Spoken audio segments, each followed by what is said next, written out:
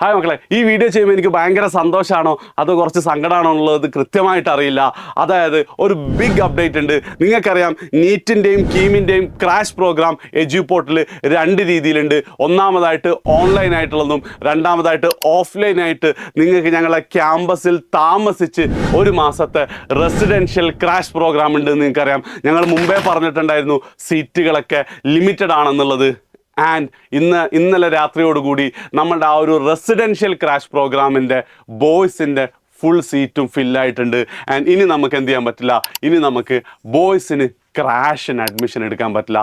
I am really sorry. And ഇതുകൊണ്ടാണ് ഞാൻ പറഞ്ഞത്, എന്ത് ഒരു ഓൺട്രപ്രണർ എന്ന രീതിയിൽ എന്നെ സംബന്ധിച്ചിടത്തോളം ഇത് ഒരു പോസിറ്റീവായിട്ടുള്ള വാർത്തയാണ്, സന്തോഷം നൽകുന്ന വാർത്തയാണ്. കാരണം എന്താ, നമ്മളെ സീറ്റൊക്കെ വേഗം ഫുള്ളാവാന്നുള്ളത്. പക്ഷേ എനിക്കറിയാം എന്താ, ഒത്തിരി കുട്ടികൾ എന്താണ് നമ്മൾ ക്യാമ്പസിൽ വന്ന് ക്രാഷ് ചെയ്യണം എന്നൊക്കെ ആഗ്രഹിച്ചിട്ടുണ്ടാകും. പക്ഷേ ബോയ്സിൻ്റെ കേസിൽ ഇനി നമുക്ക് വേറെ നിർവാഹമൊന്നുമില്ല. പക്ഷേ ഇതിൻ്റെ അർത്ഥം നിങ്ങൾക്ക് ഒരിക്കലും അവിടെ പഠിക്കാൻ പറ്റില്ല എന്നുള്ളതല്ല.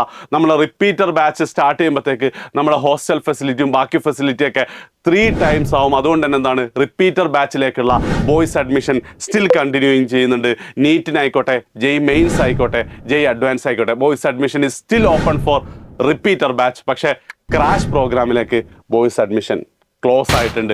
I am sorry for that. And once again thank you. കാരണം എന്താ, നിങ്ങൾ നെഞ്ചിലേറ്റുകൊണ്ടാണ് ഇത്രയും പെട്ടെന്ന് ക്ലോസ് ആവുന്നത് ഞങ്ങൾ പോലും പ്രതീക്ഷിച്ചിട്ടുണ്ടായിരുന്നില്ല. ഇനി ഗേൾസിൻ്റെ കേസിൽ എക്സിസ്റ്റിംഗ് ക്യാമ്പസിൽ വളരെ കുറച്ച് സീറ്റുകളും കൂടെ ബാക്കിയുണ്ട്. അത് ഇന്നത്തോടു കൂടി ഫില്ലാവും. പക്ഷെ നിങ്ങൾ ടെൻഷൻ അടിക്കേണ്ട ആവശ്യമില്ല. നിങ്ങൾക്ക് വേണ്ടി നമ്മൾ നിലവിലെ ക്യാമ്പസിൻ്റെ തൊട്ടടുത്തായിട്ട്, അതായത് ഒരു 20 മിനിറ്റ് അകലെ എന്താണോ നിങ്ങൾ നിലവിലെ ക്യാമ്പസ് കണ്ടത് അതുക്കും മേലെയുള്ള ഒരു എക്സ്ക്ലൂസീവ്ലി ഗേൾസ് ഓൺലി ഒരു പുതിയ ക്യാമ്പസും കൂടെ നമ്മൾ ഈ ക്രാഷോട് കൂടി സ്റ്റാർട്ട് ചെയ്യാൻ തീരുമാനിച്ചിട്ടുണ്ട്.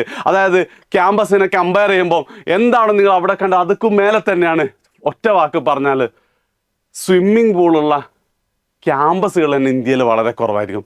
ഉറപ്പായിട്ടും എൻട്രൻസ് മേഖലയിൽ അങ്ങനെ ഒരു ക്യാമ്പസ് ഉണ്ടാവില്ല.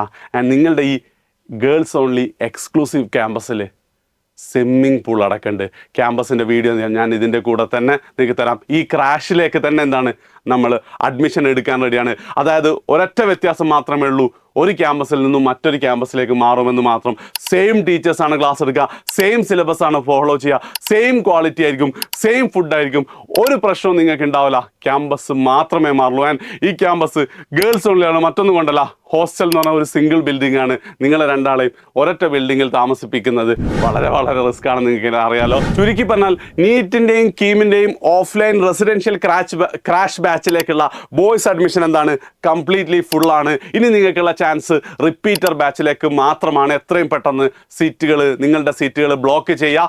ആൻഡ് അതേപോലെ തന്നെ ഗേൾസിൻ്റെ കേസിൽ നമ്മളൊരു പുതിയ ക്യാമ്പസും കൂടെ സ്റ്റാർട്ട് ചെയ്യാൻ പോവാണ്.